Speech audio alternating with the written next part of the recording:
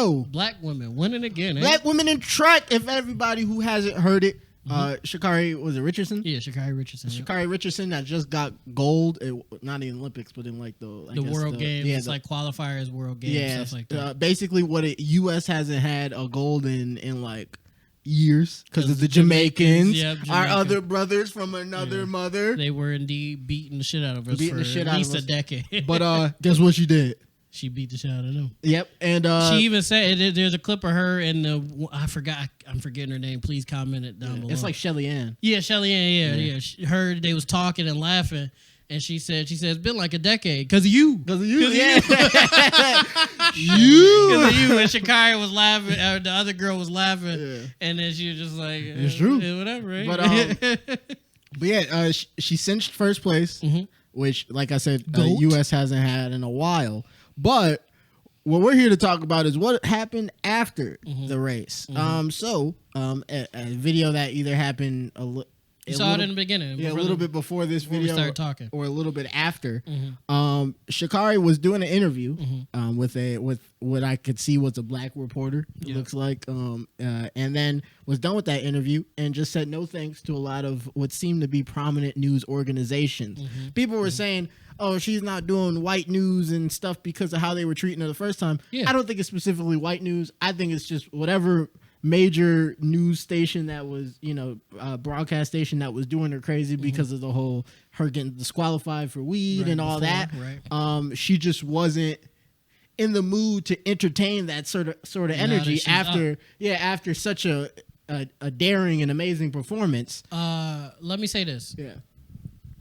Even if it is a white thing, she deserves that right because there's a lot of people saying a lot of things about her race. Yeah, no, there was when she made the mistake that she made. Yeah, there was a lot of people speaking on her because she was black and the drug that she got pinged for was weed, especially because it was during the time where a family member of her had passed. Yeah, I believe there was her mother. Yeah, right? Or either her mother or grandmother. Yeah, it was someone in her closer, very immediate family member, who passed, and she was in a tough spot, and that's what she needed to get through that. And there was a lot of people who wasn't giving her grace. Yep. And now that those people want grace from her in terms of the interviews and her not speaking to them, here we are now. I do gotta say, Steve, you are my brother, my friend. Okay. I care about you, loved one, member of my family. Appreciate you. Same. But brother, you were going crazy on her too. No, I just said it was. I just thought it was dumb because you giving white people something to bring you down with. They're already trying to. And you're giving them more ammo to bring you down with because she knew, regardless of what we want to say. Yeah. Yes, she was going through something. She deserves to be able to relax. Yeah. But she knew that we wasn't allowed in whatever games that she was a part of, and she still did it. Yeah, but that was my thing. At the same time, I feel like hold on. Yeah. I feel like as black people, we shouldn't give them. They already have enough trying to bring us down. We shouldn't give them shit to bring us down, like doing. It's like Stephen A. said, I know people make fun of them. Stay off the weed. It's true, though, because it's not an addictive drug, so you don't need it. You see what I'm saying? And if it was an addictive drug, you really shouldn't be doing it. You see what I'm saying? That's my thing. I don't know. Maybe I'm crazy. I look at it like this, right? I am a lame nigga who doesn't smoke, so maybe I don't understand. I don't smoke either, but this is how I view it, right? She was going through a very tough time. Right.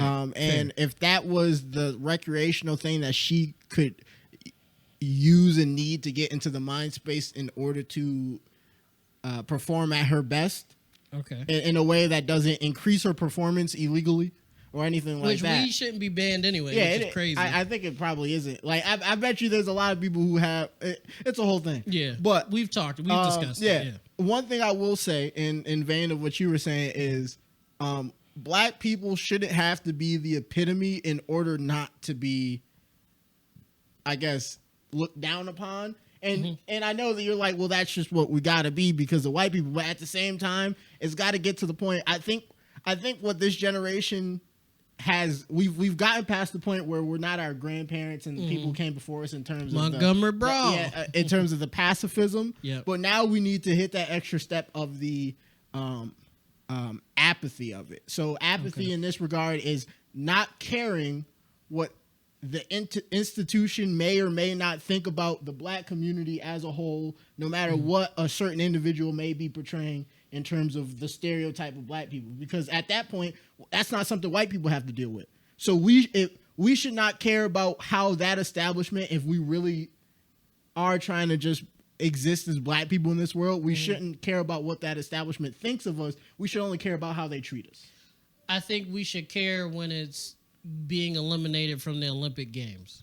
But because of that, I think I get what you're saying. And I agree with you to a certain extent, though. Like we should agree, we should not care as long as it's not something as simple as not smoking weed.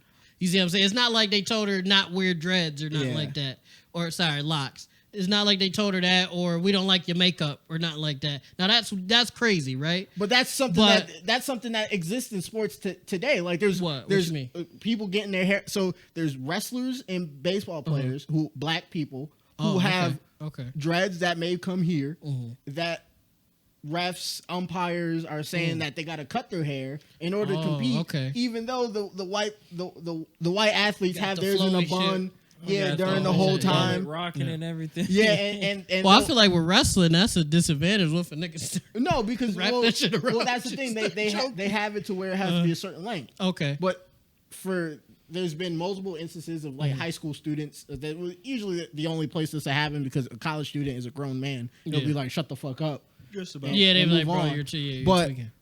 For a high schooler, there's been multiple instances of where refs and coaches and umpires have made players cut their hair. They either say you can't play or cut your hair, and literally there'll have to be someone on the side if they're a player that matters to this team enough that because everybody will try to convince them like we really need you, we need this win and all that stuff, and they'll take scissors and they'll cut that nigga's hair on the sidelines, and then he'll go in there. They still do that today. I've heard of that, but they still do that today. Oh, well, that's great. Well, you shouldn't be able to do that.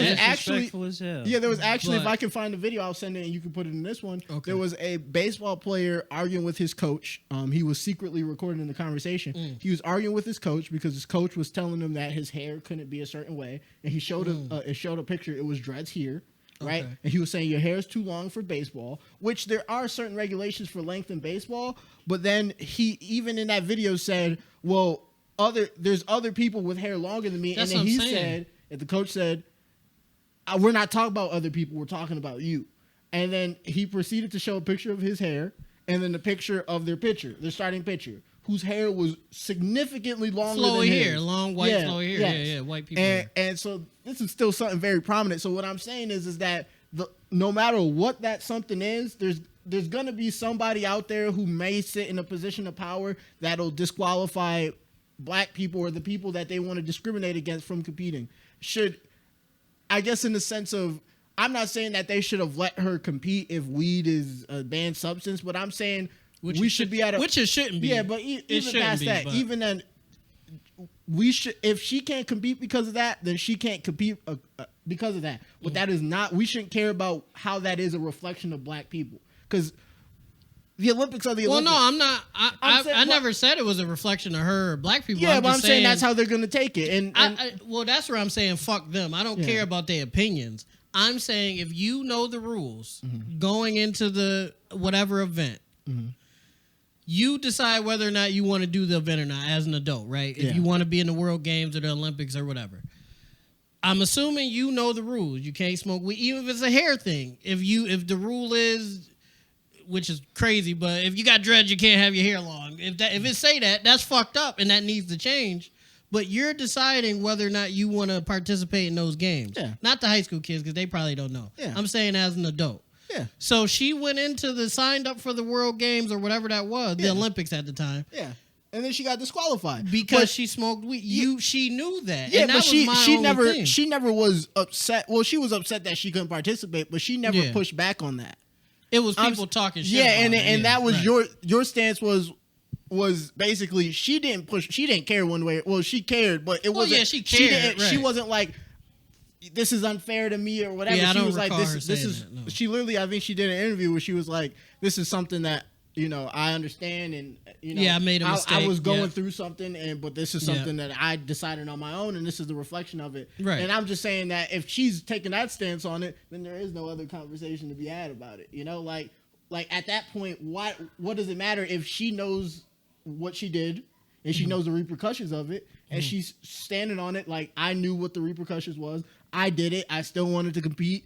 I got first or whatever. If I can't go into the Olympics, then I can't go into the Olympics. And at that point, nothing else matters because everything talked about after that is the white agenda.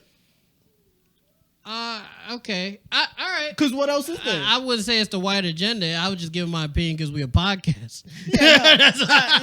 I wasn't really trying to get into that. And I just felt like, in general, and I'm going to sound like Stephen A. Smith, I feel like weed comes up a lot.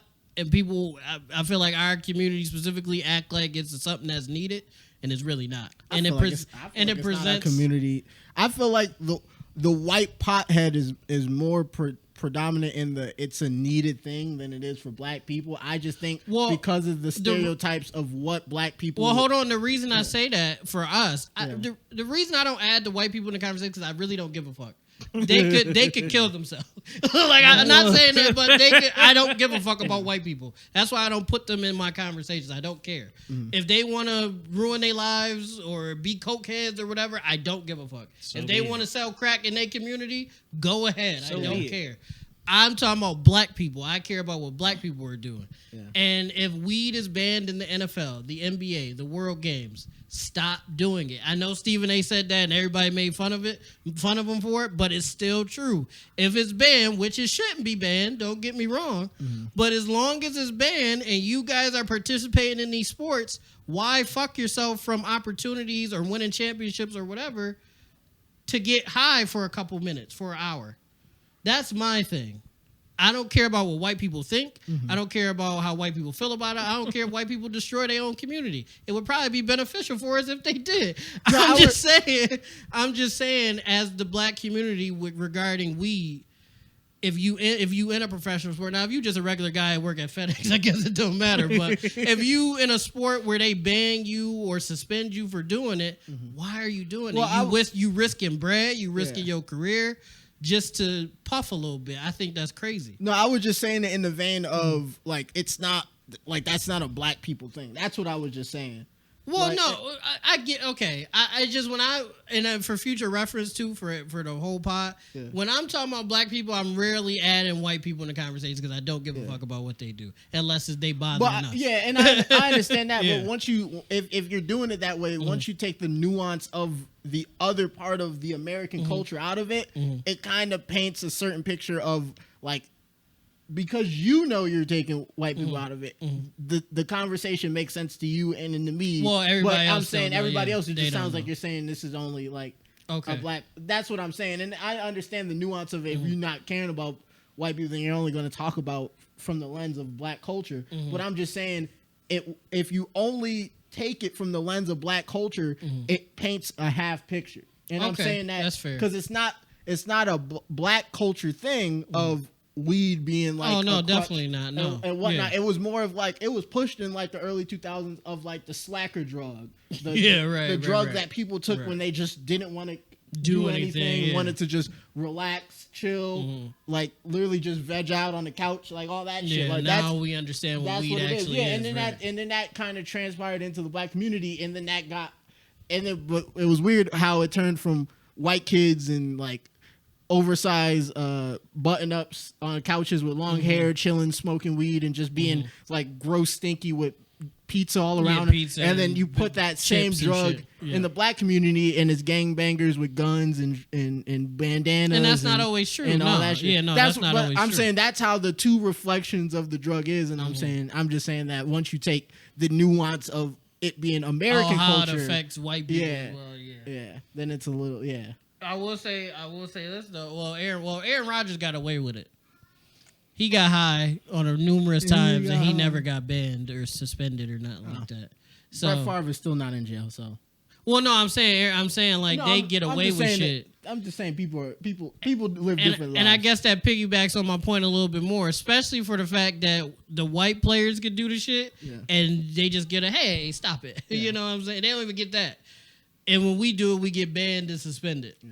So it's like just don't give them more ammo. I think the point of that pull you down. Is what I'm saying. But I think the alternate point of that is if there's a double standard in there, and you're literally a part of the organization that is doing the double standard, then that just might be your stand on it is, I'm gonna keep doing it. And if I get flagged for it, I get flagged for it. But if I know niggas who are still doing it, who just don't look like me but aren't getting in trouble for it, and I know they're doing it and they're taking the same test as me, then by not doing it anymore, I'm giving them what they want from me. They want me to act a certain way, which they're not holding other people accountable for. So I'm still going to be me and then take whatever consequence it is for me to be me, but I'm not going to conform to somebody else's ideals by them punishing me.